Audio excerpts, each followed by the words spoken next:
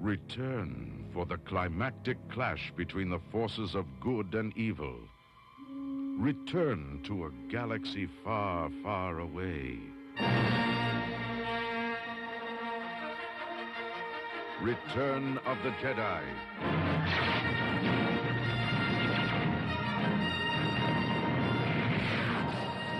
The next chapter in the continuing Star Wars saga.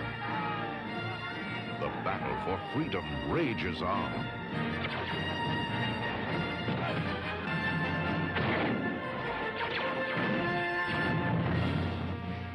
The heart of a hero. The courage of a rebel. The strength of a leader. The loyalty of comrades. The power of the Force. The cunning of the enemy.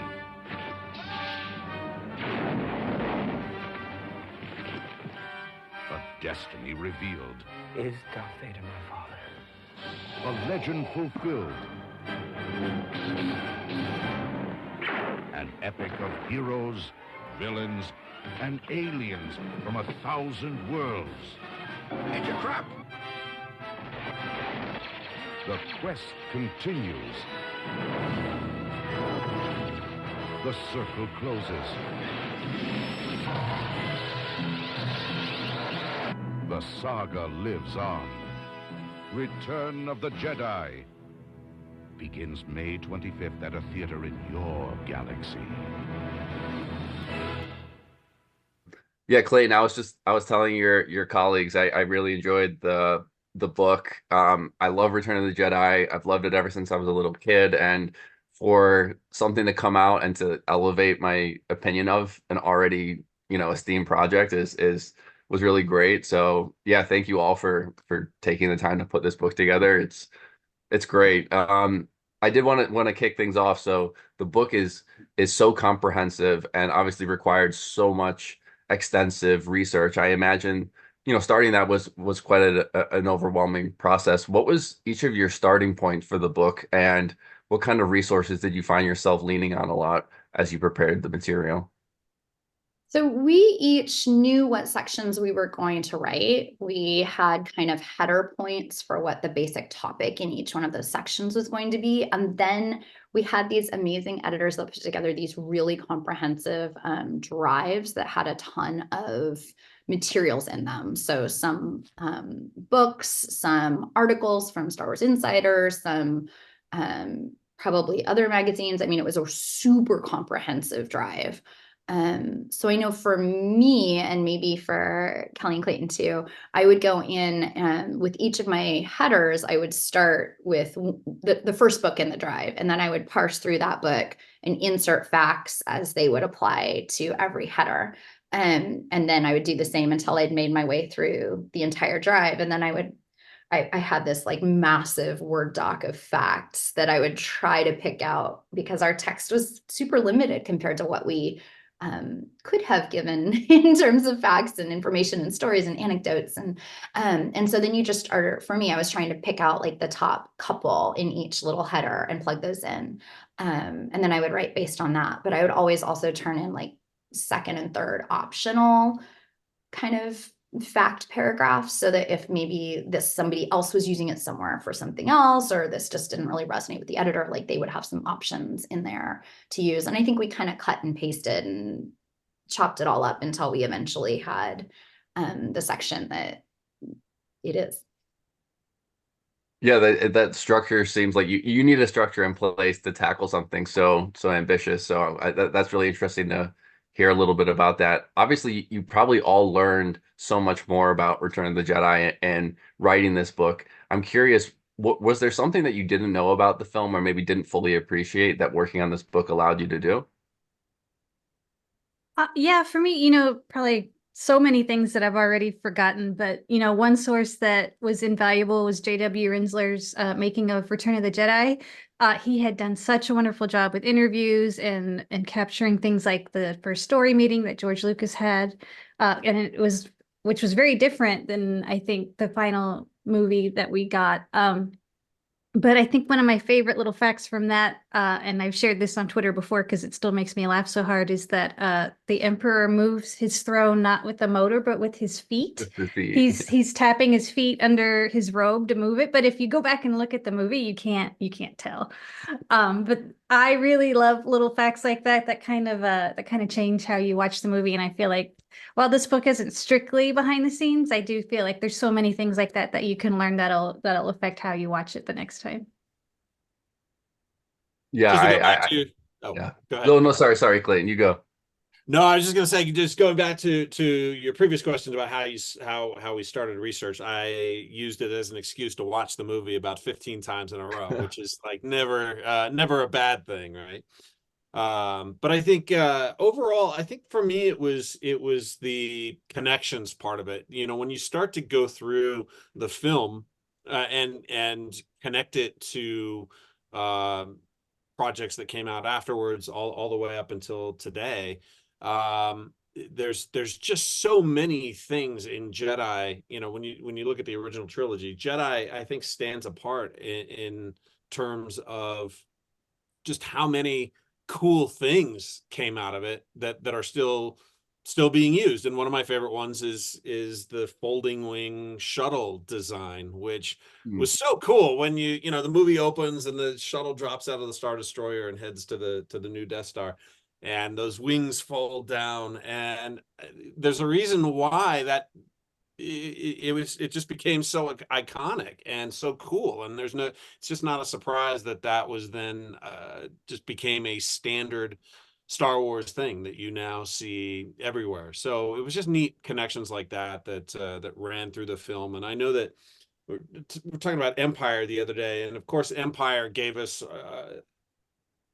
its own set of sort of iconic Star Wars designs, like the walkers, right? Things that walk on four legs, or probe droids and stuff like that. And but when you look at Jedi, there was just so many things, from speeder bikes to the shuttles to, you know, you name it, background characters that then become main characters and other things. And so yeah, I think overall Jedi just has this long and distinguished history of being a nice source for Star Wars stories even today. Yeah, no, I love that, and I love that you make that point in the book too. I think you mentioned like the Twi'lek species, right? And you see them in the background, and then that becomes this massive thing in Star Wars, right? Like, yeah, I think it's so interesting. So we're obviously seeing this legacy of the film last over 40 years, which is an incredible amount of time.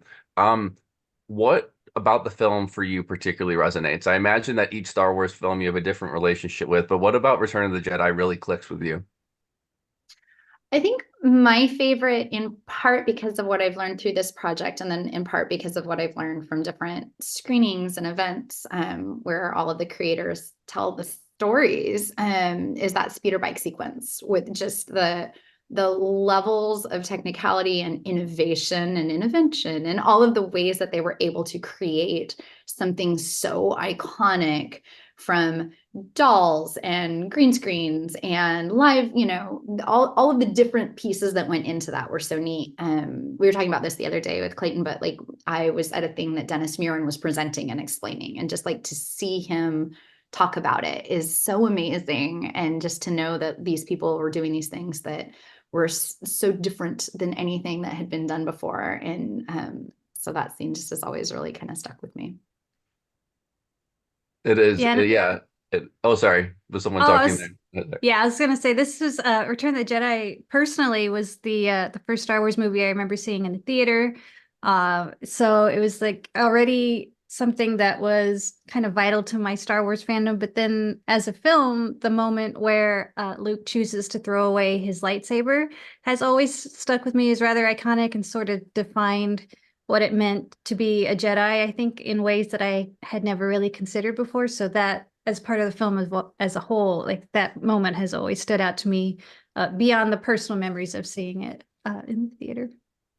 Yeah, yeah, sorry. I was just gonna say, I remember that moment as a kid watching that scene with an audience, and when he throws that lightsaber, I distinctly remember the entire theater just erupting in cheers. You know, it was just this. It was the this conclusion of this epic saga that we've been with, that had been with us for 6 or 7 years, and you know, this just had this it just had this epic feel to the conclusion of Anakin's story, Anakin's redemption, and the whole, you know, we would then later through the prequels understand it as the, you know, the conclusion of the tragedy of Darth Vader. So it was just for me, had this really epic feel to it, this sort of Shakespearean, you know, conclusion that was so much fun. Epic is a perfect word to describe that film. I think that is an overused word, but it's very fitting for Return of the Jedi. I guess Star Wars is obviously bigger than Return of the Jedi and more sprawling. I was really curious in reading this book how you would approach another kind of similar visual archive about another Star Wars project. So if you were given the chance to commission another visual archive for any Star Wars movie or show, what would each of you choose? Oh, I would love to do Hoth and Empire. I consider myself the captain, the uninvited, unofficial captain of the Hoth ski team. And I would give it so much love. I got to visit Hoth a couple of years ago, and it was August in Norway, and there was still snow. And I was wearing tennis shoes because I did not understand the directive.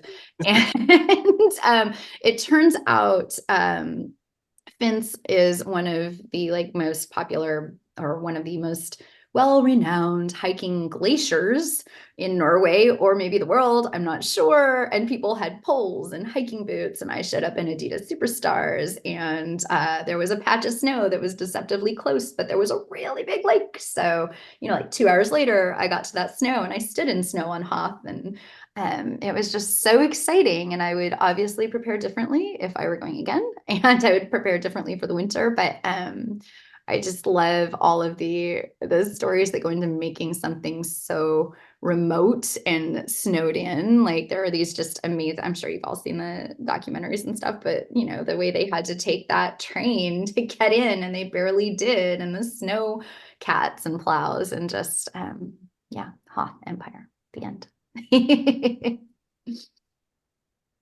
I think I would second Empire only because you know, when you talk visual archive, it was such a cool film in terms of the different environments. Hoth, of course, but also, you know, Cloud City, Dagobah. You know, it just had 3 very distinctly different but visually sort of stunning places. I think would be fun to explore. It might be because we're in the middle of the 25th anniversary, but The Phantom Menace is one of my favorite Star Wars top 3, actually. And I recently got to watch through the beginning again to work the making of documentary, the beginning, to work on something for StarWars.com. So there's just so many great anecdotes just from that one documentary alone that I think would be really fun to explore. Definitely have a number of customers, me included, to buy Phantom Menace and Empire visual archives. Great choices.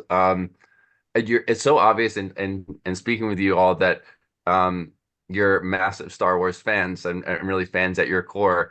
But you are in this enviable position where you've been able to transition from just a Star Wars fan to a Star Wars author. I did want to talk a little bit about that. For other fans or admirers of the franchise who hope to one day write in the Star Wars universe, what advice would you have to help make that happen? I can tackle that one.